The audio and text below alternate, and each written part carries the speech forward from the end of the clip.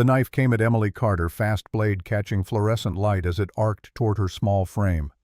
James Miller shoved her sideways, felt the steel bite through fabric and skin, a line of fire across his ribs. Blood bloomed hot and wet against his janitor's uniform.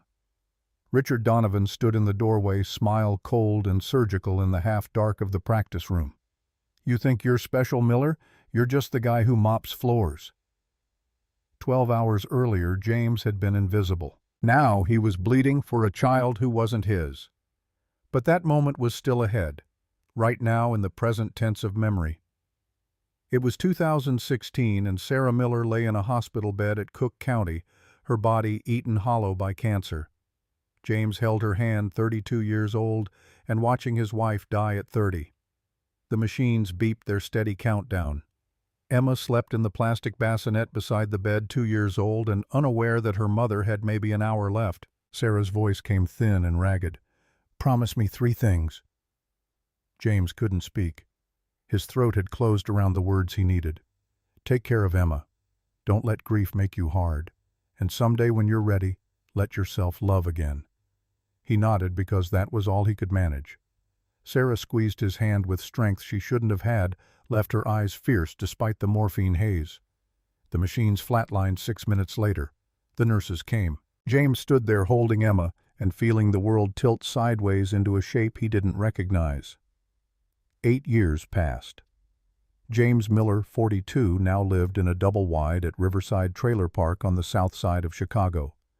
The aluminum walls were thin enough that he could hear Mrs. Patricia Johnson's television through the bedroom wall most nights. $1,847 a month after taxes from his janitor job at Westfield Enterprises. Emma's asthma medication cost $340 every 30 days, and that was with the discount card from the pharmacy. He had $73 in his wallet right now, 4 days before payday, and the electric bill was due tomorrow. Emma sat at the kitchen table working on a drawing, her pencil moving in careful strokes across the paper. 8 years old, small for her age, with Sarah's eyes and her mother's gift for seeing beauty in ordinary things. She was sketching the tree outside their window, the one with branches that scraped the roof when the wind picked up. "Dad, can I have my own room someday?" James looked up from the bills spread across the counter. They shared the trailer's single bedroom. Emma had the twin bed. James slept on a cot he folded up every morning. "Sure, sweetheart, when things get a little better." "And the medicine that doesn't make me dizzy." "Yeah, that too." "And we won't have to eat cereal for dinner when the money runs out." James set down the calculator. Emma wasn't looking at him. Her attention focused on shading the tree trunk with short, precise pencil strokes. She asked these questions like she was reading from a grocery list, matter of fact, and without accusation. That made it worse somehow. "I'm working on it, Em, I promise." She nodded, still drawing.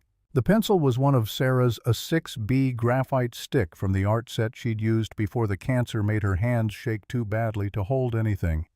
Emma had been using those pencils for 6 years now, working her way through the set one by one. 3 left in the box. James finished sorting the bills into 2 piles, pay now, pay later, and hope. The electric company went in the first pile.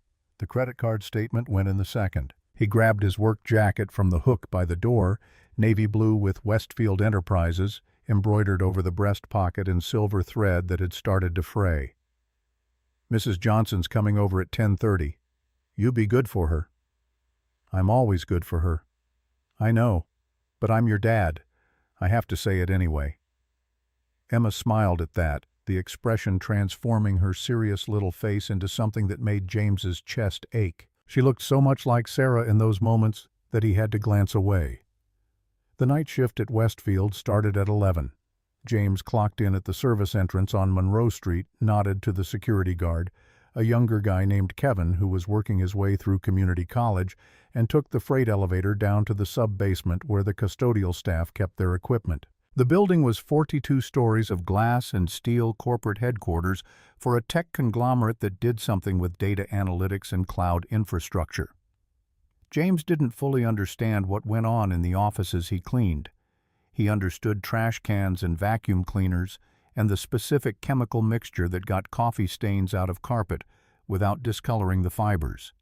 His route covered floors 20 through 30. He started at the top and worked his way down methodical and efficient. Empty the trash, vacuum dust, the desks, clean the bathrooms, restock the paper towels and soap. Most nights, he never saw another person. The executives and programmers and project managers all went home by 7. The building belonged to the cleaning crew after dark, a whole city of empty offices and silent hallways. James was halfway through floor 25 when he heard piano notes, clumsy and disconnected, coming from the conference room at the end of the hall. He'd cleaned that room 100 times. There was a Steinway grand in there, black lacquer finish, probably worth more than James made in 5 years. He'd never heard anyone play it. He pushed his cart toward the sound. The door was half open, warm light spilling into the corridor. A girl sat at the piano bench, small hands searching across the keys like she was reading Braille. She couldn't have been more than 9 or 10, wearing a dress that James recognized as expensive, even though he couldn't have named the brand. Her eyes didn't track the keys. They stared straight ahead, unfocused. She was blind. The melody was Clair de Lune, but the notes came out fractured and uncertain, a puzzle with half the pieces missing. James stood in the doorway and watched her try the same passage 3 times, each attempt stumbling over the same wrong chord. Something in his chest cracked open a door he'd kept locked for 8 years. "You're close." The girl's hands froze above the keys. Her head turned toward his voice, that blind stare finding the space where he stood even though she couldn't see him. "Who's there?" "Just the janitor, James. I didn't mean to interrupt."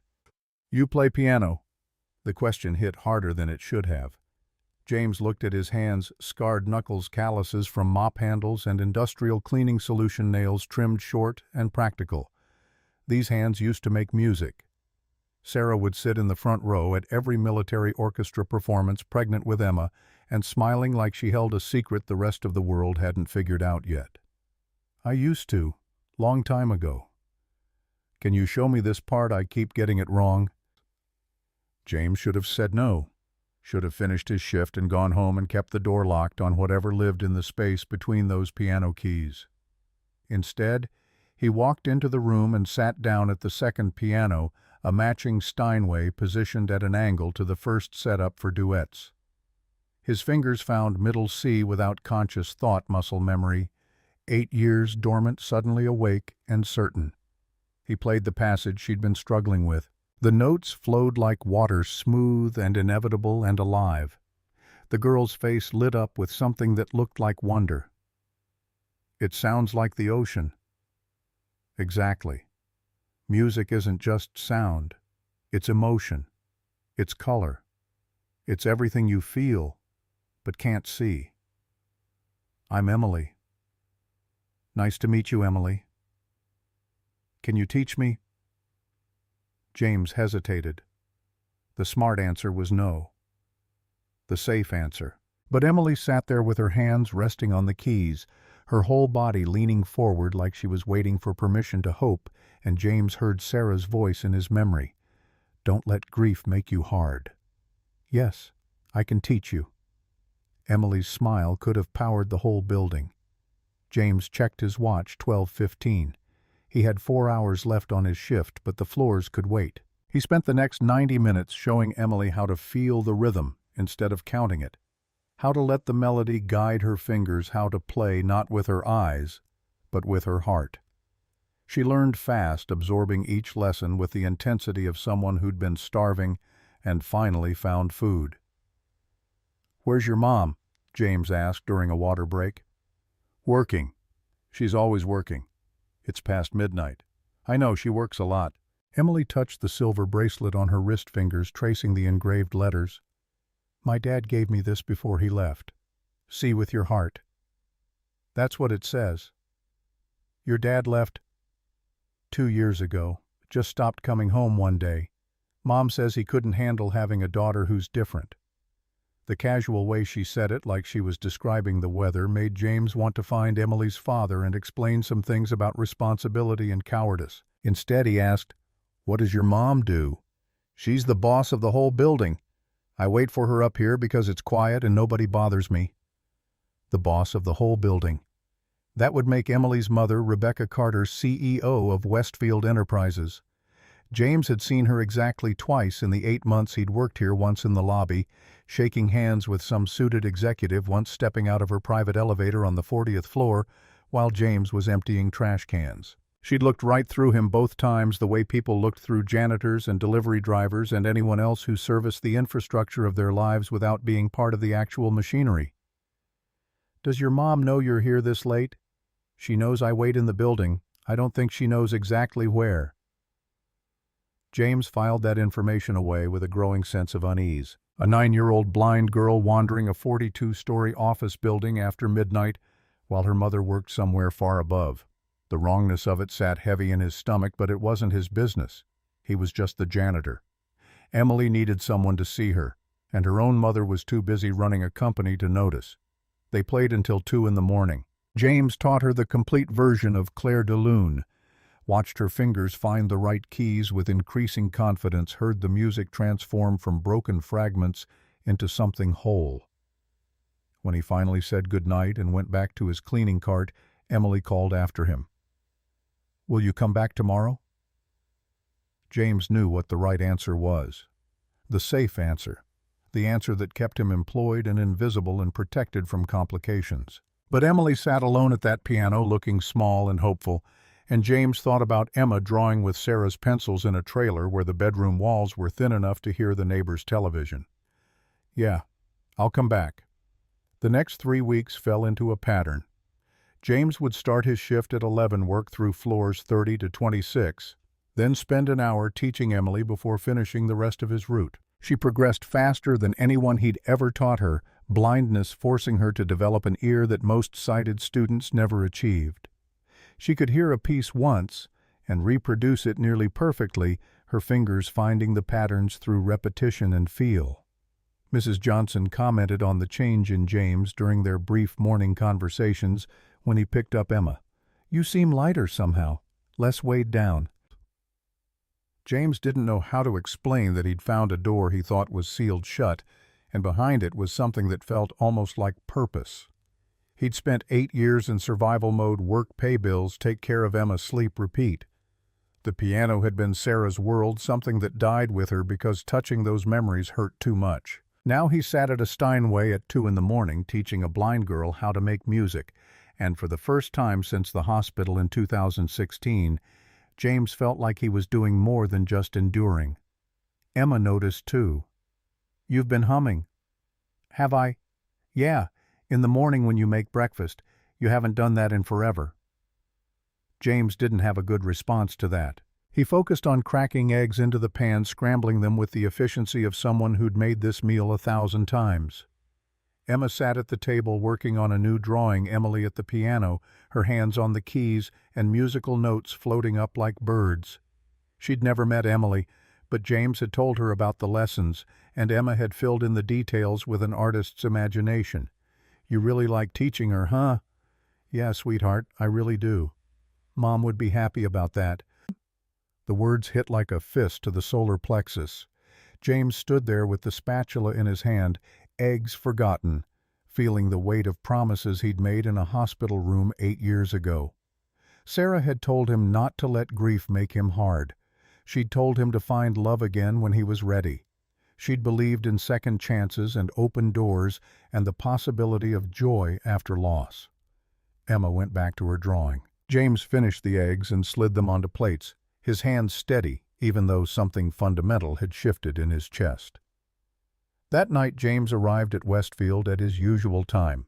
He worked through his route with mechanical efficiency mind already on the practice room at the end of floor 25. Emily would be waiting. They were working on River Flows in You this week, a piece with enough emotional complexity to challenge her developing technique while still being accessible enough to keep her engaged. He rounded the corner toward the conference room and stopped. Richard Donovan stood outside the door, arms crossed, expression carved from stone and disapproval. Director of operations, mid-50s, the kind of man who wore authority like cologne, obvious and slightly overwhelming. James had seen him exactly 3 times, always from a distance, always surrounded by people who spoke in the urgent tones of crisis management. "Mr. Miller?" James's stomach dropped. "Sir." "You're a janitor. Night shift custodial staff."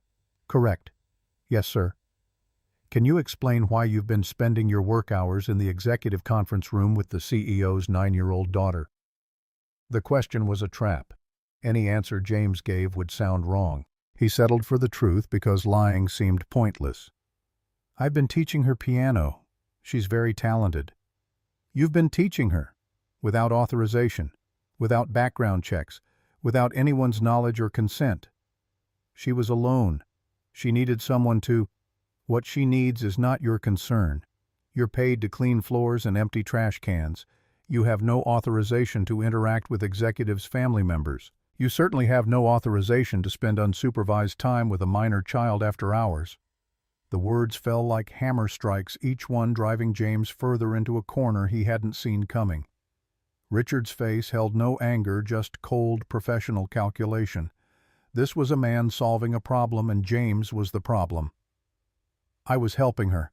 I wasn't doing anything inappropriate. That's not your determination to make. Effective immediately, you're terminated. Security will escort you out. You'll receive your final paycheck by mail. Emily's voice came from inside the conference room, small and desperate. No.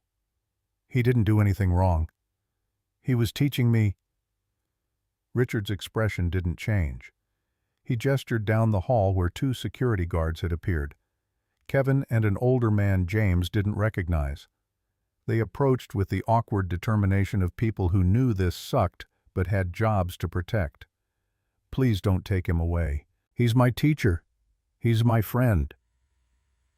James met Emily's blind stare, saw tears tracking down her cheeks, and felt something break in his chest that had nothing to do with pride or employment. He'd known this was coming. Some part of him had always known the music lessons existed on borrowed time, that eventually someone would notice the janitor spending time with the CEO's daughter and ask reasonable questions that had uncomfortable answers. He pulled a scrap of paper from his pocket, scribbled his phone number on it, and pressed it into Emily's hand. If you ever need me, call. Then Kevin's hand was on his elbow, gentle but firm, and James was walking toward the elevator trying to figure out how to explain to Emma that he'd lost the job that paid for her medicine because he'd decided to teach piano to a little girl who reminded him of everything he'd tried to forget. The apartment was dark when he got home at 1:30 in the morning. Mrs. Johnson was asleep on the couch television playing some late-night infomercial on mute. James paid her the $20 he kept in his wallet for emergencies, watched her shuffle back to her own trailer, then sat at the kitchen table and stared at the bills. He couldn't pay now. Emma found him there in the morning, still sitting in the same chair, calculator dead from running the same numbers too many times. Dad, what's wrong? James looked at his daughter, 8 years old, holding one of Sarah's pencils, wearing pajamas that were getting too small because he kept putting off buying new clothes. He couldn't lie to her. He'd never lied to her about the important things. I lost my job. Emma's face went very still. She was smart enough to understand what that meant, young enough that the fear showed naked and unfiltered. Why? I was teaching piano to a little girl at the building. Her mom's the boss. They said I wasn't supposed to be doing that. The girl you told me about, Emily? Yeah. Emma set down her pencil with careful precision. She walked over and climbed into James's lap like she used to when she was smaller, wrapping her arms around his neck and pressing her face against his shoulder. James held her and felt the walls closing, and all the careful mathematics of survival suddenly tilted into territory that didn't have good solutions. What are we going to do? I'll find another job. It'll be okay. But my medicine, we'll figure it out, I promise. Emma didn't say anything else. She just held on tighter, and James sat there in the kitchen of their double-wide trailer while the sun came up over Chicago and turned their small world into something uncertain and fragile. The grocery store on Ashland Avenue was hiring for night stock minimum wage, no benefits, start immediately. James took the job because rent was due in 12 days, and the landlord at Riverside didn't accept excuses. The work was mindless and exhausting, hauling boxes from trucks to shelves, while a supervisor with a clipboard tracked productivity metrics. James's first paycheck would be 40% less than what Westfield had paid. He ran the numbers in his head while he stacked cans of soup, trying to find a configuration that covered rent and utilities and Emma's medication and food. The equation didn't balance. Mrs. Johnson brought over a casserole on day 3 of the new job. "Figured you might need this." "I can't accept charity, Patricia." "It's not charity. It's neighbors helping neighbors. That's how this works, James. You helped me fix my porch steps last summer. I'm bringing you a casserole. We're even." The logic was flawed, but James took the casserole because Emma needed to eat, and pride didn't fill empty stomachs. Mrs. Johnson watched him with eyes that had seen too much of life's machinery to be fooled by polite deflection. "You're a good man, James Miller. Don't let the world convince you otherwise.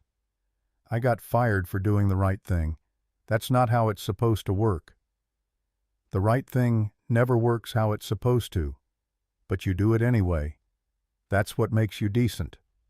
She left before James could formulate a response. He heated up the casserole and served it to Emma, who ate without her usual questions about the day. The silence between them had weight now, shaped by things they both understood but couldn't fix. James's phone rang at 11:30 that night while he was halfway through his shift at the grocery store. Unknown number. He almost didn't answer, but something made him step outside into the loading dock and accept the call. "Uncle James." Emily's voice, small and scared, coming through static and distance. James's heart kicked into overdrive. "Emily, are you okay? I miss you. Nobody plays piano with me anymore. Sweetheart, I can't come back. They won't let me. I know, but I wanted to hear your voice. Is that okay?" James leaned against the brick wall of the loading dock and closed his eyes. "Yeah, that's okay. Mom's been asking about you. She saw the security videos. She knows you were teaching me." That information landed like a stone in water ripples, spreading outward into implications James didn't want to examine. Rebecca Carter knew about the lessons. Rebecca Carter had seen footage of her daughter laughing and playing duets with the janitor her director of operations had fired. James didn't know what to do with that knowledge. "What did she say?" "She wanted to know why you were so nice to me. I told her you taught me how to see music. She looked really sad after that." "Emily, you shouldn't be calling me. If someone finds out, I don't care. You were the only person who made me feel like I wasn't broken. I just wanted to say thank you." The line went dead. James stood in the November cold, staring at his phone, trying to process the conversation. A 9-year-old blind girl calling in the middle of the night to thank him for seeing her. A CEO mother who looked sad when told about kindness. A job James lost because he chose to help instead of staying invisible. His supervisor appeared in the loading dock doorway. "Miller, you're needed inside. We've got 3 pallets to unload before break." James pocketed his phone and went back to work. The boxes didn't care about piano lessons or little girls or the weight of promises made in hospital rooms. They just needed to be moved from point A to point B, and James was being paid minimum wage to make that happen. 2 weeks passed. Emma's asthma flared up on a Tuesday bad enough that James had to use the emergency inhaler, the one that cost $60 to refill without insurance. He called in sick to the grocery store, spent the night monitoring Emma's breathing, watching her small chest rise and fall while she slept. By morning the attack had passed, but James was down to $14 in his wallet and payday was 4 days away. Mrs. Johnson found him on the trailer's front steps at dawn, head in his hands, exhaustion pulling him down into something that felt like surrender. She sat beside him without speaking, her presence solid and uncomplicated. After a while she said, "How bad is it?" "Pretty bad." "You need money." "I need a job that pays more than $8.50 an hour. I need insurance. I need a way to take care of my daughter without choosing between rent and medicine." "That little girl you were teaching, her mother's rich, right?" "Very." "You should call her." James laughed, the sound bitter and sharp. "And say what your director of operations fired me for being nice to your daughter. Can you fix it?" "That's not how the world works, Patricia." "Maybe not, but you won't know unless you try."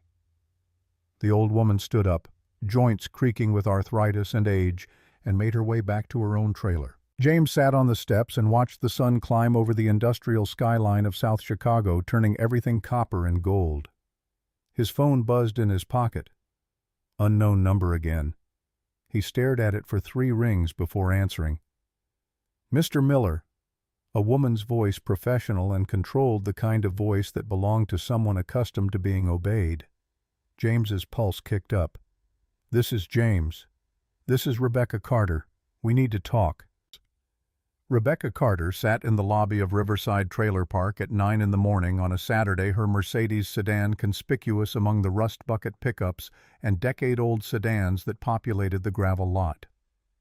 James watched her through the kitchen window, this woman in designer jeans and a cashmere sweater who looked like she'd stepped out of a magazine spread about casual wealth. She checked her phone twice, glanced at the numbered trailers, then stepped out of the car with the careful movements of someone navigating unfamiliar territory. Emma looked up from her breakfast. "Who's that?" "Someone from my old job." "The job where you taught piano?" "Yeah." Rebecca knocked 3 times, precise and measured. James opened the door before she could knock again. Up close, she looked tired in a way expensive cosmetics couldn't quite hide: shadows under her eyes, tension in her jaw, the brittle composure of someone holding too much together with insufficient infrastructure. "Mr. Miller, thank you for agreeing to meet." "You didn't really give me a choice, Ms. Carter." "Rebecca, please." She glanced past him into the trailer's cramped interior, taking in the details with the kind of assessment James recognized from building inspectors and social workers. "May I come in?" James stepped aside. Rebecca entered like she was walking into a business meeting, shoulders back and expression neutral. Emma stared at her with unfiltered curiosity, pencil frozen over her drawing. "You must be Emma. How do you know my name?" "Your father told my daughter about you. Emily talks about you sometimes. She says you're an artist." Emma's face transformed suspicion, giving way to something cautious and hopeful. "Emily talks about me all the time. She says your dad showed her a drawing you made of her playing piano. She wishes she could see it." The conversation was moving too fast, slipping into territory James hadn't prepared for. He cleared his throat, drawing Rebecca's attention back to him. "You said we needed to talk." Rebecca's professional mask reasserted itself. "I've been reviewing security footage from the past month. I saw you teaching Emily every night for 3 weeks. Your director of operations already fired me for that. Richard Donovan is no longer employed at Westfield Enterprises. I terminated him yesterday." The information hit like a slap. James had spent 2 weeks constructing a narrative where Richard was untouchable, protected by institutional power and executive privilege. The idea that Rebecca had simply fired him didn't fit the story James had been telling himself about how the world worked. "Why?" Rebecca's jaw tightened. "Because he filed a false report with Child Protective Services accusing you of inappropriate conduct with my daughter. Because he weaponized company policy to destroy someone who was showing my child more attention than I'd managed in 6 months. Because he's been undermining my authority for the better part of a year. And this was the final provocation." James sat down at the kitchen table before his legs could give out. Emma had gone very still, her artist's instinct recognizing drama when it unfolded in her living room. Rebecca remained standing, hands clasped in front of her, like she was delivering a quarterly earnings report. "CPS investigated me. The case was closed 3 days ago. No evidence of wrongdoing. The complaint was anonymous, but Richard's personnel file contained a draft of the email he sent. Our IT department recovered it from the server backup. He tried to have me arrested for teaching your daughter piano." "Yes, and I'm here to offer you a job." The segue was so abrupt James thought he'd misheard. Rebecca pulled a folder from her bag, expensive leather, probably Italian, and set it on the table between the breakfast plates and Emma's drawing supplies. Inside were printed documents, professional and official, the kind of paperwork that came with lawyers and contracts. "I want to create a music education program for children with disabilities. I want you to run it." James stared at the papers without touching them. The job description outlined a salary that was more than double what Westfield had paid him as a janitor. Benefits, insurance, a title that included the word director. It was everything he needed wrapped in a package that felt too clean, too convenient, too much like charity dressed up as employment. "I'm a janitor, Ms. Carter. I'm not qualified to run a foundation." "You're qualified because of who you are, not what's written on a resume. You taught my daughter to love music in 3 weeks. You gave her confidence I couldn't buy with a dozen private tutors. That's worth more than credentials." Emma had picked up her pencil and started sketching, her attention apparently back on her drawing, but James knew his daughter well enough to recognize the listening stillness, the way her hand moved across paper without her usual focus. She was absorbing every word. James pushed the folder back across the table. "I appreciate the offer, but I can't accept charity." "This isn't charity. This is a business proposition. I need someone to build this program from scratch. Someone who understands what these kids need because they've lived close enough to struggle to recognize it when they see it. And if I say no—" Rebecca's expression flickered, something raw and honest breaking through the professional veneer. "Then Emily continues to sit alone in that conference room at midnight waiting for a mother who's too busy building an empire to notice her daughter is lonely. And I continue to pretend I'm doing right by her while the hours pile up and the distance between us grows wider." The honesty was unexpected and disarming. James had constructed an image of Rebecca Carter as corporate royalty, someone who existed in a stratosphere where problems got solved with money and influence. This version, vulnerable and self-aware and struggling with the same parental guilt James carried, didn't fit the narrative. "Why now? Emily's been sitting in that room for months." "Because I didn't know. Not really. I knew she waited in the building while I worked late. I told myself she was safe, supervised by security, close enough that I could reach her if needed. I didn't know she was teaching herself piano on a $20,000 Steinway because she had nothing else to do. I didn't know she was so lonely she'd befriend the janitor just to have someone who saw her." Rebecca pulled out one of the kitchen chairs and sat down uninvited, the motion stripping away another layer of formality. "I watched the security footage. All of it. I saw you teaching her hand positions. I saw her laughing when she got something right. I saw you staying 2 hours past the end of your shift to help her practice a piece she wanted to learn. And I realized my daughter had found something with you in 3 weeks that I haven't been able to give her in 9 years. What's that? Joy. Pure, uncomplicated joy." Rebecca looked at Emma, who had stopped pretending to draw and was watching the adults with frank interest. "You understand that because you have it. I can see it in how your daughter looks at you. That's not something money creates. That's what I'm asking you to help me build." James wanted to say no. Every instinct screamed that accepting this offer would complicate his life in ways he couldn't predict or control. But the folder sat on the table with its promise of insurance and stability and the ability to buy Emma's medicine without choosing between rent and food. He thought about Sarah's 3 promises. Take care of Emma. Don't let grief make you hard. Let yourself love again. Maybe she hadn't just meant romantic love. Maybe she'd meant the capacity to open doors instead of nailing them shut. "I need to think about it. Take the weekend. My direct number is in the folder. Call me Monday with your answer." Rebecca stood, smoothed invisible wrinkles from her jeans, and moved toward the door. She paused with her hand on the frame, looking back at James with an expression he couldn't quite decipher. "Emily asked me yesterday why you were so nice to her. I told her I didn't know. She said it was because you knew what it felt like to be invisible. I think she's right." The door closed behind her. James sat at the kitchen table listening to the Mercedes start and drive away, gravel crunching under expensive tires. Emma finally set down her pencil. "You're going to say yes, right?" "I don't know, Em." "You should say yes. She needs you, and we need the money." The brutal practicality of 8-year-olds. James pulled Emma onto his lap, feeling her small weight settle against his chest. She smelled like the strawberry shampoo they bought in bulk from the discount store, her hair still damp from this morning's bath. It's not that simple. Why not? How to explain pride and self-worth and the difference between accepting help and accepting charity to a child who just wanted her father to stop looking so worried all the time? James settled for the partial truth. "Because every time I look at Emily, I see you. I see what I can't give you. A house instead of a trailer. Medicine without counting pennies. art supplies that aren't rationed. That hurts, Em.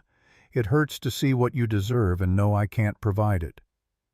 Emma twisted in his lap to face him, her expression serious and older than 8. "Mom told you not to let the sad stuff make you mean right. She told me not to let grief make me hard." "Same thing. You're not mean, Dad, but you're scared. I can tell." Emma touched his face with one small hand, the gesture so reminiscent of Sarah that James felt his throat close. "Maybe this lady can help us. Maybe that's okay." Mrs. Johnson said essentially the same thing an hour later when James knocked on her door. She listened to the whole story while making tea in her cramped kitchen. The job offer, Rebecca's confession, his own reluctance to accept help disguised as employment. "You're being stubborn. I'm being realistic.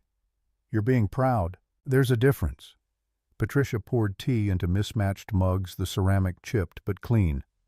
"That woman came to a trailer park on a Saturday morning to offer you a job that could change your daughter's life. She didn't send an assistant or a lawyer. She came herself. That means something. It means she feels guilty. So what guilt that leads to action is better than indifference that leads to nothing. You think Emma cares whether the insurance that pays for her medicine comes from guilt or grace? She just needs the medicine, James." The logic was sound even if it chafed. James drank his tea and stared at the folder Rebecca had left behind its pristine pages, promising a future that seemed too good to be stable. Things that felt too good usually were. But Emma needed her medication, and the grocery store paid $8.50 an hour, and winter was coming with heating bills James couldn't afford. What would Sarah tell you to do? The question landed like a punch. James set down his mug carefully, buying time to formulate an answer. Sarah had believed in second chances and open doors. She'd made him promise not to let grief close him off from possibility. But Sarah had also been gone for 8 years, and James had learned that promises made in hospital rooms didn't always account for the messy complexity of continuing to live. Sarah would tell me to say yes. Then say yes. Stop making it complicated. James called Rebecca on Sunday evening. Emma sat beside him on the couch, supposedly reading, but actually listening to every word.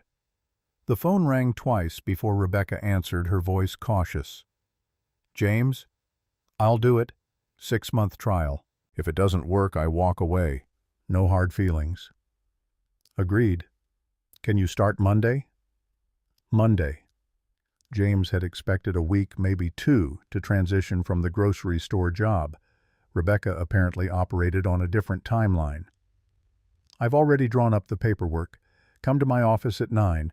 We'll finalize the details and get you set up with an employee badge and building access." "Ms. Carter." "Rebecca." "Rebecca, I need to be clear about something.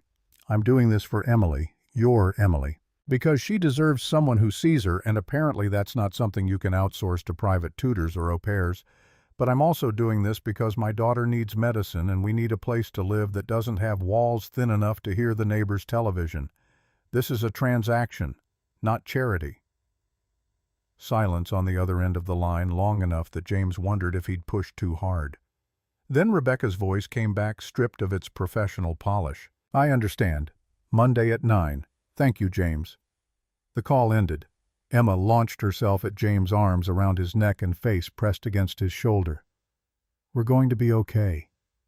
"Yeah, sweetheart. We're going to be okay." Westfield Enterprises looked different in daylight. James had only ever seen the building at night, its glass facade dark and impersonal. Morning sun turned it into something alive, light reflecting off 42 stories of windows and steel. He stood on the sidewalk in his only suit, the one he'd worn to Sarah's funeral and every job interview since, and tried to reconcile this version of the building with his memories of empty hallways and industrial cleaning equipment. Rebecca met him in the lobby. She wore a different version of power today, tailored blazer, pencil skirt, heels that added 3 inches to her height.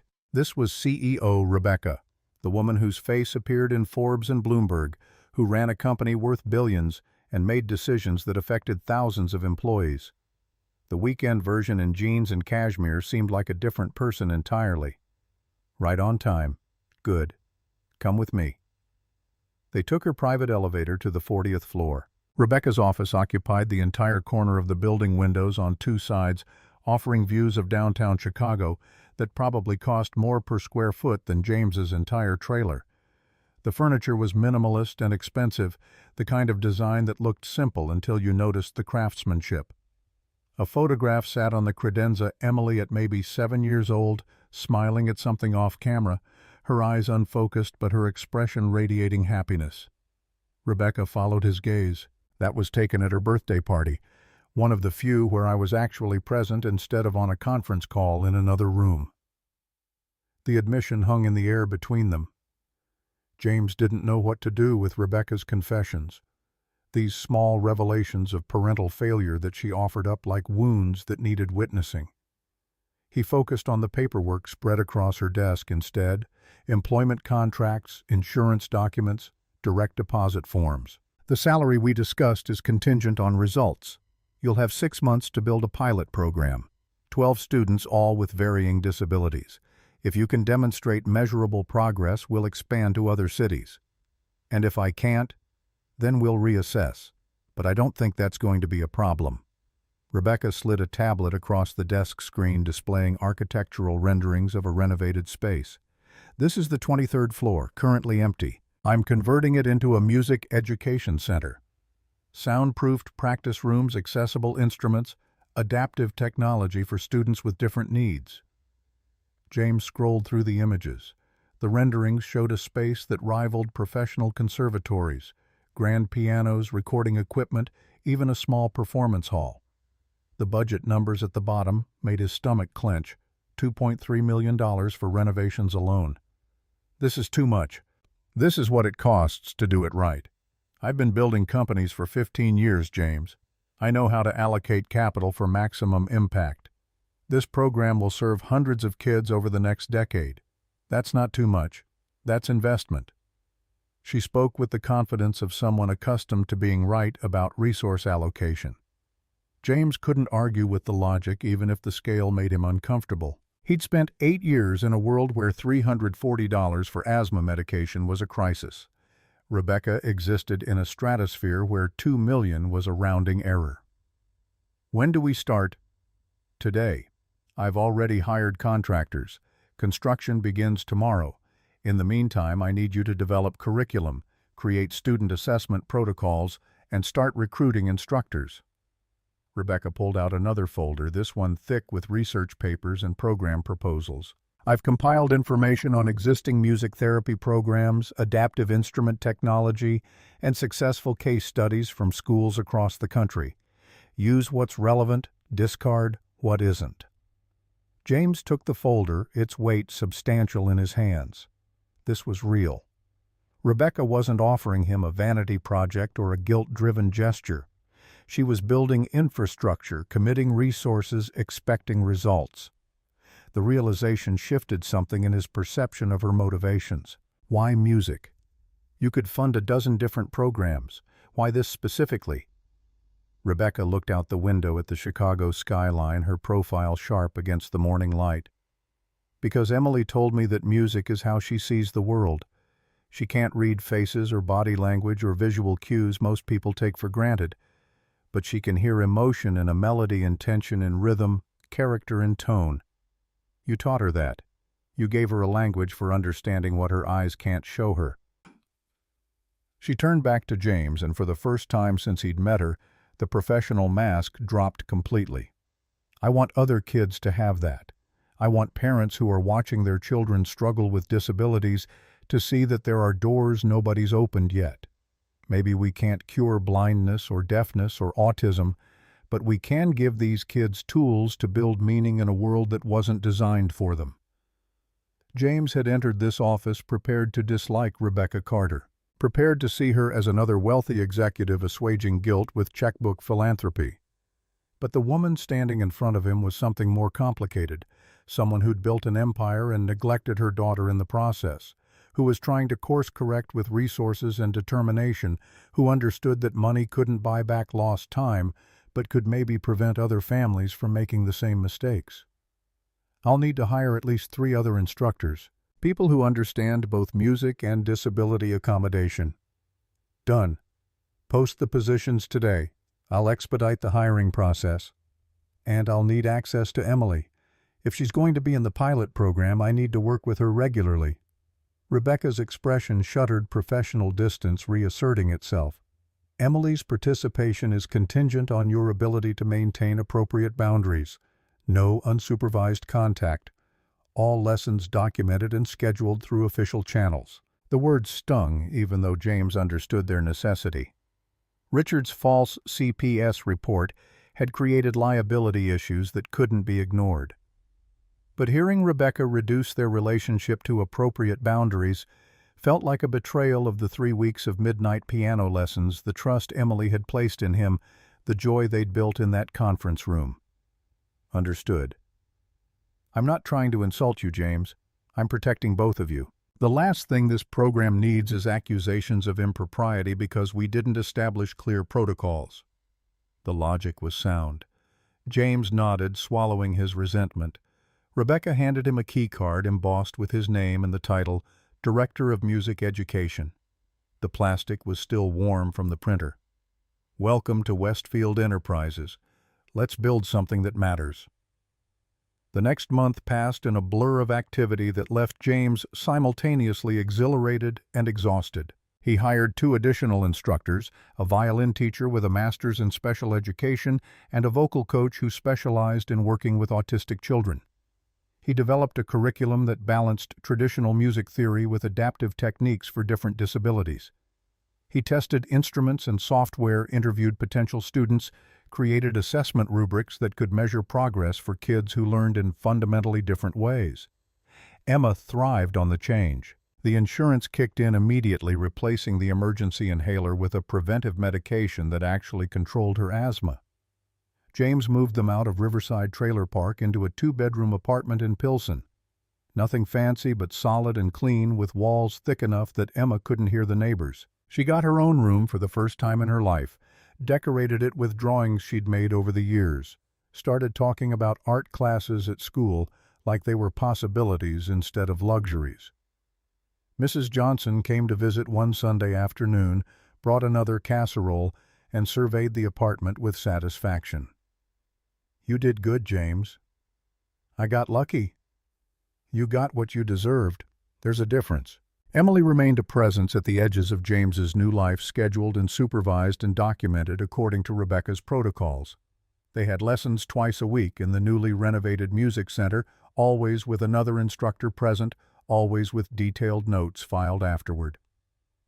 Emily had progressed beyond anything James had imagined, her natural talent amplified by formal structure and consistent practice. But the easy intimacy of those midnight sessions was gone, replaced by professional distance that felt necessary and wrong in equal measure. You're different now, Emily observed during their 4th official lesson.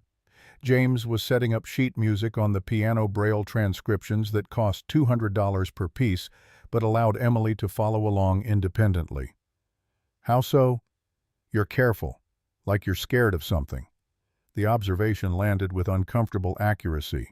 James was scared of overstepping boundaries, of giving Rebecca ammunition for second thoughts, of losing this opportunity because he couldn't navigate the politics of working for someone who'd built a company from nothing and knew how to identify threats to her daughter. I'm just following the rules. I liked it better when you weren't. James didn't have a response to that. He guided Emily through the warm-up exercises, watched her fingers find the patterns with muscle memory and confidence, and wondered if he'd traded something essential for the stability of a regular paycheck and health insurance. Rebecca appeared in the observation window at the end of the lesson, her presence announced by Emily's subtle change in posture. Mother and daughter had a relationship James couldn't fully decipher. Affection laced with distance. Love complicated by absence, the awkward choreography of 2 people trying to reconnect after years of parallel existence. How's she doing? Exceptional. She has absolute pitch. I've only seen that a handful of times. Rebecca's expression brightened with pride that looked genuine. What does that mean? It means she can identify any note she hears without a reference point. Most people need to hear middle C to find their bearings. Emily can hear a car horn and tell you it's an F sharp. It's a gift. Could she compete professionally? The question revealed Rebecca's mindset. Success measured in competitions and credentials, achievement validated through external recognition. James chose his words carefully. She could, but that's not what she needs right now. She needs to love music before she learns to perform it. Those things aren't mutually exclusive. No, but pressure kills passion faster than anything else. Emily's 9 years old. Let her be 9. Rebecca's jaw tightened, and James recognized the look disagreement suppressed in the interest of professional harmony. She thanked him and collected Emily, the two of them disappearing into the elevator while James filed his lesson notes and tried to ignore the growing sense that he was building something beautiful on a foundation made of eggshells. The pilot program officially launched in early December. 12 students ranging from 8 to 14 each with different disabilities requiring different accommodations. A blind girl who learned through touch and sound. A deaf boy who felt rhythm through vibration. A teenager with cerebral palsy whose hands couldn't manage traditional instruments but who could compose using adaptive software. An autistic child who communicated through music more clearly than words. James threw himself into the work with an intensity that surprised him. He'd spent 8 years in survival mode, all his energy focused on keeping Emma fed and housed and healthy. This was different. This was building something that mattered beyond immediate necessity, creating spaces where kids who'd been told they couldn't do things discovered they could. The students responded. Progress came in increments. A chord played cleanly, a rhythm held steady, a melody remembered and reproduced. James documented everything, submitted reports to Rebecca, weekly watched the program take shape from concept to functioning reality. Emily remained the star pupil, her abilities outpacing the other students in ways that created their own complications. The other parents noticed. One mother cornered James after a group lesson, her voice tight with barely suppressed resentment. "Emily gets more of your attention?" Emily's been studying longer. She started before the official program. "She's also the CEO's daughter. That must be convenient." The accusation landed like acid. James kept his expression neutral through force of will. "Every student gets the attention they need. If you have concerns about your son's progress, we can schedule a conference." The woman walked away, but the damage was done. Whispers started circulating among the parents. Favoritism, nepotism, the suggestion that this whole program existed as an expensive way for Rebecca Carter to buy private instruction for her daughter. James brought the concerns to Rebecca during their next status meeting. "It's becoming a problem. The other parents think I'm giving Emily preferential treatment." Rebecca didn't look up from her laptop. "Are you?" "No. But perception matters more than reality in situations like this." "Then change the perception. Document everything. Make your criteria transparent. Show them the metrics." "That won't be enough if they've already decided I'm playing favorites." Rebecca finally met his eyes, her expression sharp. "Then maybe Emily should withdraw from the program." The suggestion felt like a physical blow. James had built this program around Emily, shaped the curriculum to her needs and abilities, used her progress as proof of concept. Removing her now would undermine everything they'd accomplished. "That's not the answer." "What is?" James didn't have a good response. The problem was structural. Rebecca's daughter in a program funded by Rebecca's money, taught by someone Rebecca had personally hired. No amount of documentation or transparency could erase the fundamental conflict of interest. "I need to think about it. You have until Monday. The board wants to review the program's progress. If there are concerns about bias, I need to address them before the presentation."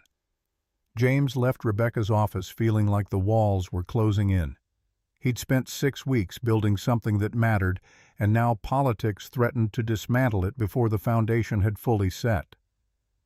Emma was waiting for him in the lobby, having taken the bus from school to meet him after work, a new privilege enabled by their better apartment in a safer neighborhood.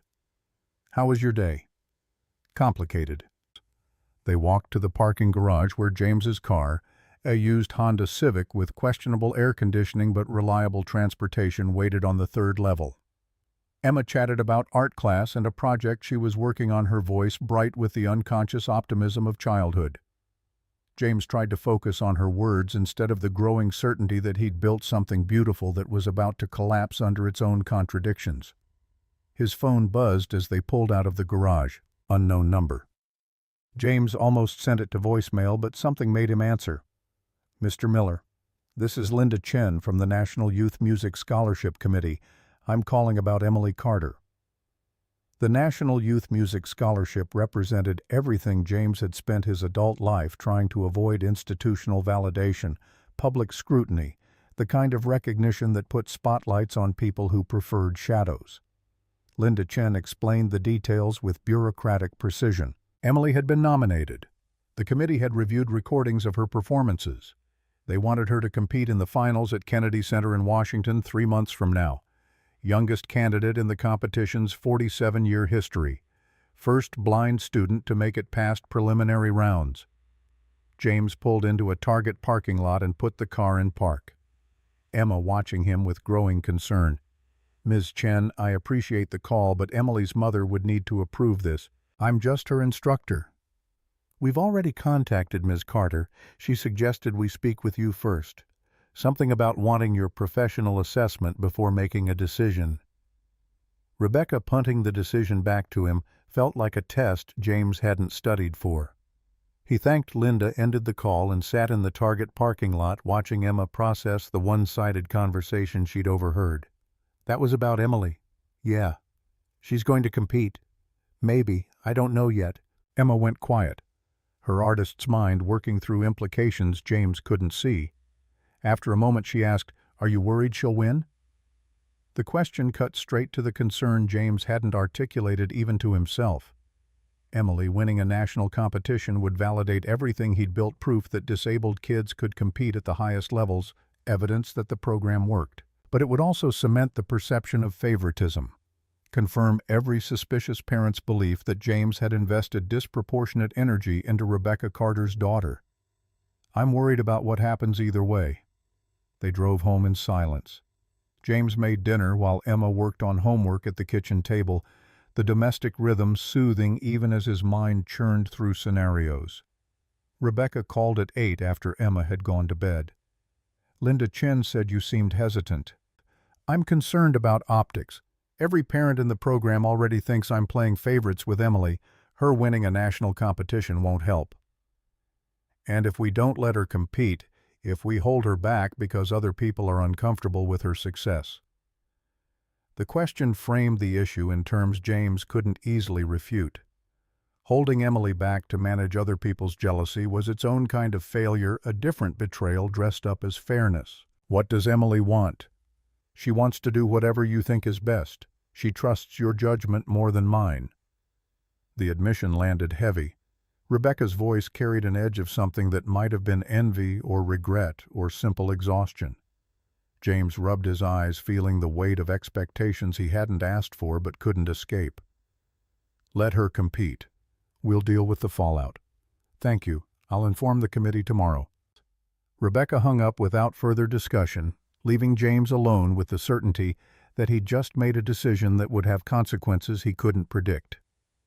He checked on Emma asleep with a sketchbook on her chest pencil still in her hand, and stood in the doorway of her room feeling the familiar pull between protecting what he had and risking it for something that might matter more. News of Emily's nomination spread through the program within 48 hours, despite James's attempts at discretion. The other parents reacted with predictable variation. Some genuinely excited, others thinly concealing resentment, a few pulling their children from the program entirely with pointed comments about resources being allocated unfairly. James watched the pilot program he'd built start to fracture along fault lines of perceived favoritism and actual inequality. The mother who'd confronted him earlier returned with a lawyer. They sat in Rebecca's conference room on the 40th floor while the lawyer outlined allegations of discrimination and bias. The woman's son had cerebral palsy, his progress slower and harder won than Emily's natural facility. She wanted documentation proving James had spent equal time with each student, wanted curriculum adjusted to give her son the same opportunities Emily received. James let the lawyer talk while Rebecca took notes with the detached focus of someone accustomed to hostile negotiations. When the presentation finished, Rebecca set down her pen and spoke with the kind of calm that preceded hurricanes. Your son has received 12 hours of individual instruction over the past 6 weeks. Emily has received 8. We can provide time-stamped records if needed. The difference in their progress has nothing to do with instructor attention and everything to do with aptitude and prior experience. Emily had months of private instruction before the program started. That's an unfair advantage. Emily had 3 weeks of informal lessons with Mr. Miller before he was terminated from his previous position. Those lessons occurred after his shift ended unpaid because he saw a child who needed help and chose to provide it. That's not an advantage we provided. That's kindness your son benefited from when Mr. Miller agreed to teach him, despite having no obligation to do so. The lawyer shifted tactics, attacking from a different angle. The optics remain problematic. The CEO's daughter receiving preferential treatment in a program funded by the CEO creates liability issues. Rebecca's smile was sharp enough to draw blood. Then perhaps we should discuss the optics of a parent threatening legal action against a charitable program because her son isn't progressing as quickly as she'd like. I'm sure the disability advocacy groups would find that fascinating. The meeting ended badly. The woman pulled her son from the program, threatened to contact media outlets about corruption and nepotism, left with her lawyer trailing behind like a remora following a shark. James sat in the conference room after they'd gone, watching Rebecca pour herself a drink from the bar cart near the window. It was 10 in the morning. That could have gone better. That went exactly as expected. She wanted money. When we didn't offer it, she escalated. Rebecca took a sip of whatever expensive scotch she'd poured. This won't be the last. Success breeds resentment. Emily's nomination will make it worse. Maybe we should withdraw her from the competition. Absolutely not. Emily deserves this opportunity. I won't let other people's insecurity dictate my daughter's future. The conviction in Rebecca's voice was absolute, the kind of certainty that came from years of making decisions other people disagreed with and being proven right often enough to trust her own judgment. James envied that confidence even as he worried about its costs. What if she loses? Have you thought about that? Then she loses. But she'll have tried. That's worth more than protecting her from disappointment. James wanted to argue, to point out that Emily was 9 years old and public failure could damage her in ways Rebecca's executive mindset didn't account for. But he'd watched Emily transform over the past months from a lonely child teaching herself broken melodies into someone who played with confidence and joy. Maybe Rebecca was right. Maybe the risk of failure was worth the possibility of something greater. The next 8 weeks were a controlled burn of activity and pressure. James worked with Emily on competition pieces while managing the remaining students in the pilot program, documenting every minute to protect against accusations of favoritism, building walls of evidence that felt simultaneously necessary and insulting. The other instructors noticed the tension, started treating Emily with careful distance that the girl was too perceptive to miss. Everyone's weird now. They were in practice room 3 working on a Chopin nocturne that required technical precision beyond Emily's current ability, but that James thought she could master with sufficient practice.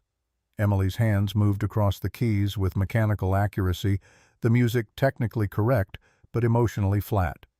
People are just stressed about the competition. People are mad because mom's rich and they're not. I'm not stupid, James.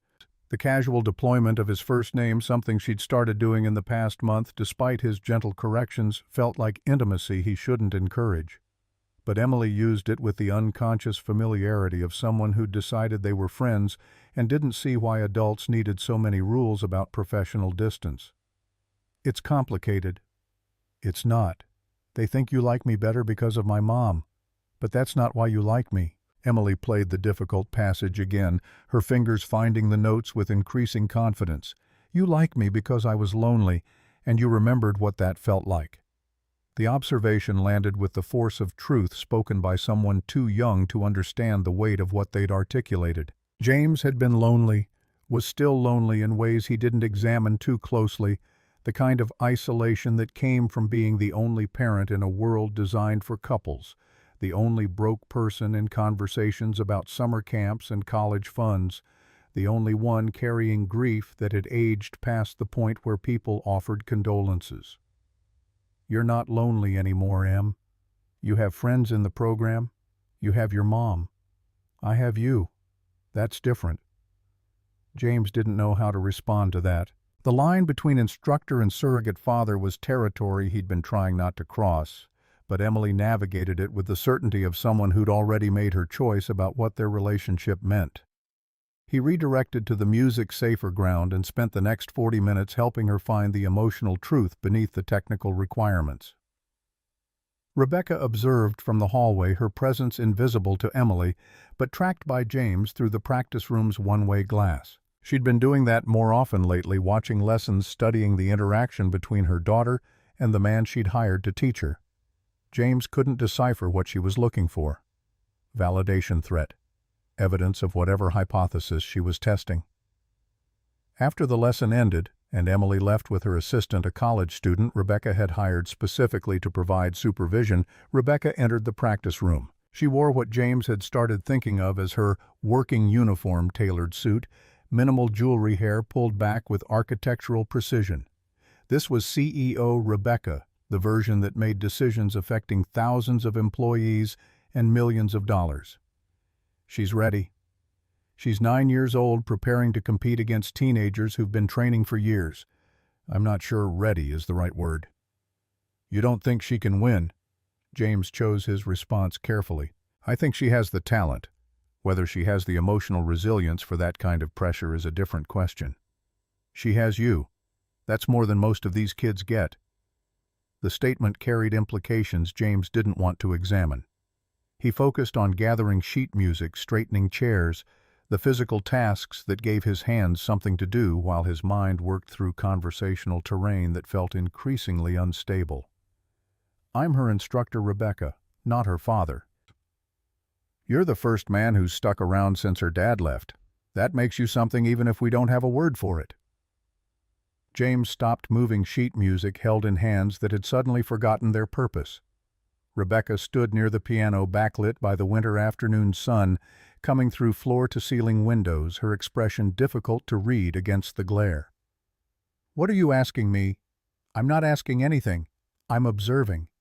Emily lights up when you walk into a room. She practices harder because she wants to make you proud. She trusts you in ways she doesn't trust me, and I'm trying to figure out if that's a problem or a gift." "It's neither. It's just what happens when you pay attention to someone who needs it." "Is that what you think I'm doing? Paying you to provide the attention I should be giving her myself?"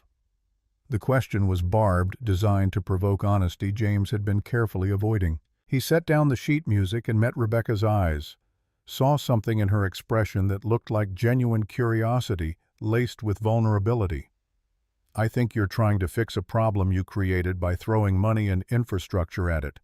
That's what you know how to do. Build companies, hire talent, allocate resources. You're good at it. But Emily doesn't need a program director. She needs a mom who comes home before midnight." Rebecca's face went carefully neutral, the professional mask sliding back into place. "My daughter has everything she needs. The best instructors, adaptive technology opportunities most kids with disabilities never get. She has everything except you." The words hung in the air between them, too honest and too late to take back. Rebecca's jaw tightened, and for a moment James thought she might fire him, end this whole complicated arrangement with the efficiency she brought to every other business decision. Instead, she walked to the window and stared out at the Chicago skyline. "My father built a tech startup in his garage when I was 8. Worked 16-hour days, missed every recital and birthday and parent-teacher conference. My mother left him when I was 12. Took me with her. I swore I'd never be like him." Rebecca's reflection in the glass looked haunted. "I told myself that building something that mattered was different, that creating a company that employed thousands of people and changed industries justified the sacrifice, that Emily would understand when she was older. Will she? I don't know. But I'm starting to realize that understanding doesn't fix the damage." James had entered this conversation prepared for conflict, ready to defend Emily against parental negligence. Finding Rebecca's self-awareness raw and undefended shifted the emotional terrain into something he didn't know how to navigate. It's not too late. She's 9. You still have time. Do I, or have I already outsourced the important parts to people who are better at them than I am? The vulnerability in the question demanded honesty. James thought about the past months, the hours spent teaching Emily, watching her confidence grow, hearing her laugh when she mastered something difficult. He thought about the way she lit up when he walked into a room, the trust she placed in his judgment, the relationship they'd built in the margins of official lessons and documented progress. She loves you, Rebecca. She's just learning to love herself too, and sometimes those things happen in different rooms with different people. That doesn't make you replaceable.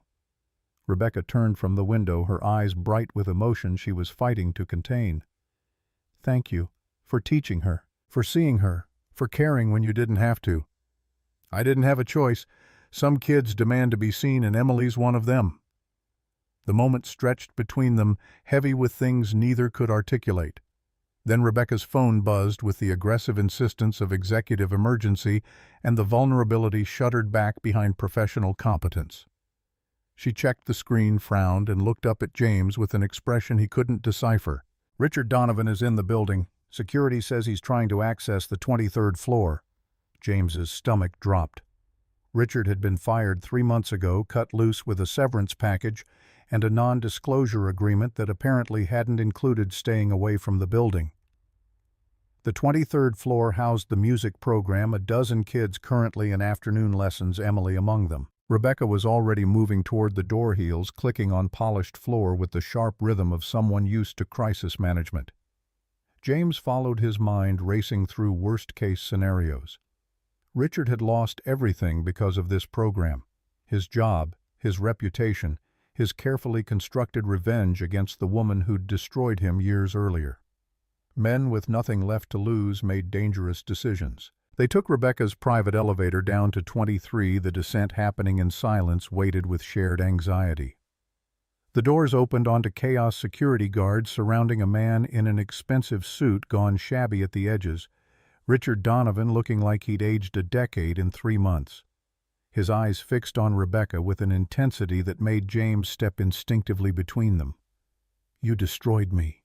Richard's voice was quiet, more terrible for its control. The security guards had him by both arms, but he wasn't resisting, just standing there radiating fury that had been aging like wine into something toxic and concentrated. You destroyed yourself, Richard. I just held you accountable. I gave you 12 years, built your operations from nothing, made you millions, and you threw me away because of one mistake. $4.7 million isn't a mistake, it's theft. James watched the exchange like a tennis match, tracking the subtext beneath each volley. This was old business history. He didn't fully understand the foundation of whatever vendetta had led Richard to target him as collateral damage in a war with Rebecca. Where's your daughter? The question shifted the atmosphere from tense to dangerous. Rebecca's expression went arctic, her voice dropping to a register that suggested violence barely leashed. If you came here to threaten my child, I came to see what I destroyed, the program, the man whose life I ruined, the little blind girl who started all of this. Richard's eyes found James. How's unemployment treating you, Miller? Oh wait, she hired you back, gave you a promotion, made you the hero of her redemption story. Security, remove him from the building. File a restraining order. If he comes within 500 feet of this property or my daughter, I want him arrested. The guard started pulling Richard toward the elevator. He didn't fight, but his voice carried back across the distance. You think you've won, built something good from the ashes, but everything you touch turns to poison eventually, Rebecca. Ask Miller in 6 months if this job was worth what it cost him. The elevator doors closed on Richard's smile, cold and knowing. Rebecca stood very still, her professional composure showing hairline fractures James had never seen before. He wanted to ask if she was okay, but suspected the question would shatter whatever fragile control she was maintaining. I need to check on Emily. Rebecca's voice was steady, betraying none of the emotional turbulence James suspected lived beneath the surface.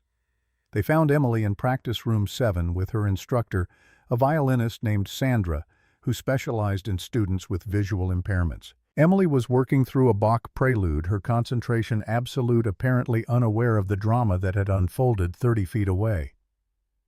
Rebecca watched through the observation window, and James saw her face transform, the executive competence giving way to something softer and more wounded. This was Mother Rebecca, the version that existed in the narrow spaces between board meetings and acquisition negotiations. The woman who'd built an empire but was still trying to figure out how to build a relationship with her own daughter. She doesn't need me here. She always needs you. She just doesn't know how to ask. Rebecca looked at James, her eyes holding questions she didn't voice. Then she opened the practice room door and walked in, interrupting Emily mid-phrase. The girl's hands stilled on the keys. "Mom, I wanted to hear you play. Is that okay?" Emily's face went through a complicated series of expressions: surprise, suspicion, cautious hope. "You never come to my lessons." "I know. I should. May I stay?" The formal request from mother to daughter, the careful negotiation of space, felt like watching someone defuse a bomb with words instead of wire cutters. Emily nodded, and Rebecca settled into a chair near the window. James retreated to the hallway, giving them privacy he suspected they both needed. Sandra found him 20 minutes later. "That was unexpected." "Which part?" "All of it. Rebecca Carter sitting through a full lesson, Richard Donovan making threats in the lobby, you standing between them like some kind of bodyguard." James hadn't thought about his instinctive positioning until Sandra mentioned it. The protective impulse had been automatic muscle memory from years of being the only thing between Emma and whatever the world threw at them. That he'd extended that protection to Rebecca, a woman who employed a security team and could buy safety in quantities James couldn't imagine, said something about boundaries he'd promised himself he'd maintain. "It's been a complicated day." "James, can I ask you something?" Sandra lowered her voice, glancing back toward the practice room where Rebecca and Emily were visible through the glass. "Are you sleeping with her?"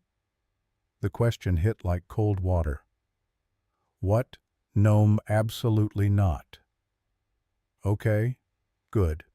Because the other instructors are taking bets, and I told them they were being ridiculous, but the way you two look at each other—" "We don't look at each other anyway. She's my employer. I teach her daughter. That's it."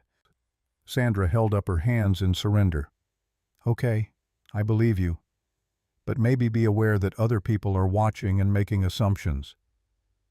She left James alone in the hallway with the uncomfortable awareness that his professional relationship with Rebecca apparently read as something else to outside observers. He thought about the past months, the late meetings in her office, the way she sought his opinion on decisions that had nothing to do with music education, the vulnerability she showed him that he suspected she didn't share with many people.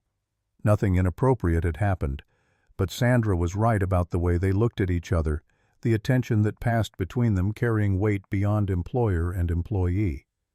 The practice room door opened. Rebecca emerged, looking more settled. Some of the earlier tension dissolved. "Emily wants you to hear the Bach. She says it's better than yesterday."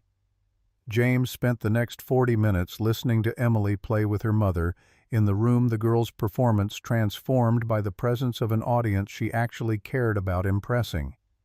When the lesson ended, Rebecca thanked Sandra with genuine warmth and walked Emily to the elevator, her hand resting lightly on her daughter's shoulder. James filed his lesson notes and headed home, the weight of the day sitting heavy across his shoulders. Emma was at the kitchen table when he walked in, her homework spread out in organized chaos, and the normalcy of it, the routine domestic scene, felt like sanctuary. "How was school?" "Good. We're doing perspective in art class. Ms. Rodriguez says I have natural talent." "Of course you do. You're Sarah's daughter." Emma looked up at that, her expression thoughtful. "I'm your daughter too." "Yeah, sweetheart, you're my daughter too." They made dinner together, Emma chattering about her day while James chopped vegetables and tried to let the simple rhythm of cooking pull him back to center. His phone buzzed with a text from Rebecca. "Thank you for today. Both parts." James stared at the message, trying to decide if it required a response or if silence was the safer choice. Emma noticed him distracted. "Is that Emily's mom? How did you—" "You get a specific face when you're thinking about her, Like you're solving a math problem you're not sure has an answer. The observation was uncomfortably accurate. James set down his phone and focused on dinner, but Emma's words stayed with him through the evening and into the restless night that followed. He'd spent 8 years building walls around the parts of himself that Sarah had occupied, protecting that space from anything that might complicate the careful equilibrium he'd constructed. But Emily had slipped through those defenses with her loneliness and talent, and Rebecca had followed in her daughter's wake, and now James found himself in territory he didn't have maps for. The weeks before the competition compressed into a blur of intensive practice and mounting pressure. Emily rose to the challenge with a focus that surprised everyone, her natural ability sharpening into something that approached mastery. James pushed her hard, knowing the competition would be brutal, that judges wouldn't make allowances for age or disability, that Emily would be evaluated against teenagers who'd been training their entire lives. What if I mess up? They were in practice room 3 2 days before the trip to Washington. Emily sat at the piano with her hands in her lap, the question hanging between them with the weight of real fear. Then you mess up. You're 9 years old competing against kids twice your age. Nobody expects perfection. You do. I can hear it when I play wrong. Your breathing changes. The observation was too accurate to deny. James had spent 8 years teaching himself to control his reactions, to be neutral and supportive, regardless of Emma's struggles in school or life. But Emily heard everything, her blindness forcing her to develop auditory acuity that picked up signals other people missed. I expect your best. That's different from expecting perfect. What's the difference? Best means you tried as hard as you could. Perfect means you didn't make mistakes. One of those things is in your control. The other isn't. Emily thought about this, her fingers finding middle C and playing a simple scale while she processed the distinction. Are you scared I'll lose? James sat down at the second piano, their usual configuration for duets. I'm scared you'll stop loving music because we turned it into something stressful. I'm scared the competition will make you think your worth depends on winning. I'm scared. He stopped, realizing he was confessing things that weren't appropriate for a 9-year-old to carry. You're scared I'll be disappointed.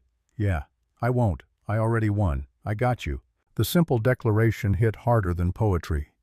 James blinked against the pressure behind his eyes and redirected to the music-safer territory where emotion could be channeled into melody instead of words.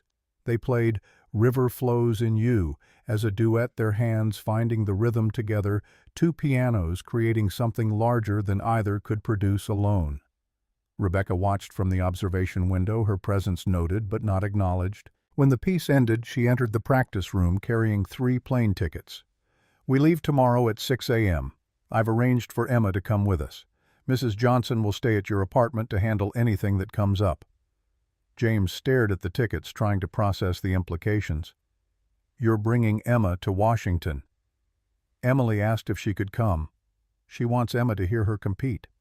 I thought it made sense to include your daughter in this, since you've invested so much in mine. The gesture was thoughtful and complicated in equal measure, a boundary crossed with good intentions that still felt like it needed negotiation. James looked at Emma's ticket first-class seat next to his and tried to figure out if accepting this made him grateful or compromised. That's generous. Thank you. It's practical. Emily performs better when people she cares about are watching. That includes Emma. Rebecca left before James could formulate a response. Emily immediately started asking questions about Emma, whether she'd like the hotel, if they could explore Washington together, a stream of excitement that made James realize how isolated his own daughter's life had been despite their improved circumstances. Emma had never been on a plane, never stayed in a hotel, never traveled outside Illinois except for one trip to Wisconsin when Sarah was still alive. That night James packed for both of them while Emma vibrated with barely contained excitement. She'd laid out her clothes for the trip with the careful precision of someone treating this like the significant event. It was her nicest jeans, a sweater James had bought her for Christmas, the good shoes she usually saved for school pictures. Dad, what's Washington like? I've never been. We'll find out together. Emma's face glowed with an excitement that reminded James of Sarah, the way his wife had approached new experiences with undefended enthusiasm. The similarity made his chest ache with the particular grief that came from seeing the person you'd lost reflected in the person you were raising. They met Rebecca and Emily at O'Hare at 5:30 the next morning. The private terminal was something James didn't know existed, a separate building where wealthy travelers bypassed normal security and boarding procedures. Rebecca's assistant handed them boarding passes for a chartered flight, explained the amenities with the patient tone of someone accustomed to first-time flyers, and ushered them onto a plane that looked more like a luxury apartment than commercial transportation. Emma's eyes went wide. "This is insane." "Language, Em. This is very insane." Even James had to admit the excess was staggering leather seats that reclined into beds, a full galley with a private chef cabin attendants whose sole job was making sure 4 passengers had everything they needed for a 90-minute flight. Emily and Emma bonded over the absurdity of it, the 2 girls giggling about heated towels and custom smoothies while their parents sat across the aisle trying not to make eye contact. Rebecca broke the silence first. "Thank you for bringing Emma. Emily's been talking about it all week." "Thank you for making it possible. She's never done anything like this." "Neither has Emily. Not really. I've taken her to conferences and business trips, but never something that was just about her." Rebecca looked out the window at clouds passing beneath them. "This feels different."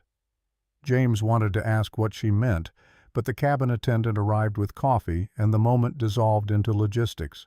They landed at Reagan National just after 8, took a car service to a hotel near Georgetown that probably cost more per night than James's monthly rent, checked into adjoining suites that were larger than his entire apartment. Emma explored every corner of their suite with the systematic thoroughness of someone cataloging luxury to remember later. "Dad, the bathroom has a TV. Who needs to watch TV in the bathroom?" "Rich people, apparently." "Are we rich now?" The question hit harder than it should have. James thought about the chartered plane, the suite, the casual way Rebecca had handed him first-class tickets like they were grocery coupons.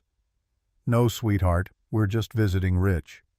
Emily knocked on the connecting door between suites, asked if Emma wanted to explore the hotel. The girls disappeared with Emily's assistant shadowing at a discreet distance, leaving James and Rebecca alone in proximity that suddenly felt charged with unspoken things. "You're uncomfortable." Rebecca's observation was stated as fact, not question. James couldn't deny it. "I'm grateful. But yes, it's a lot." "You think I'm trying to buy you? Are you?"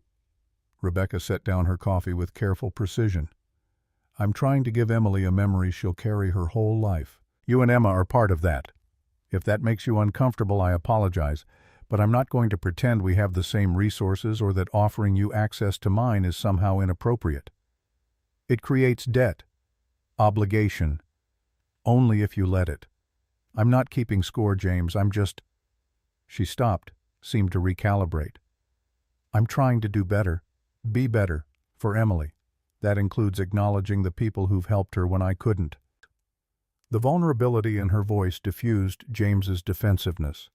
He thought about the past months, the way Rebecca had slowly transformed from distant executive to something more complicated, a mother trying to repair damage while running a company, a woman learning to ask for help instead of just writing checks, someone who'd built walls around her own loneliness and was tentatively exploring what existed beyond them.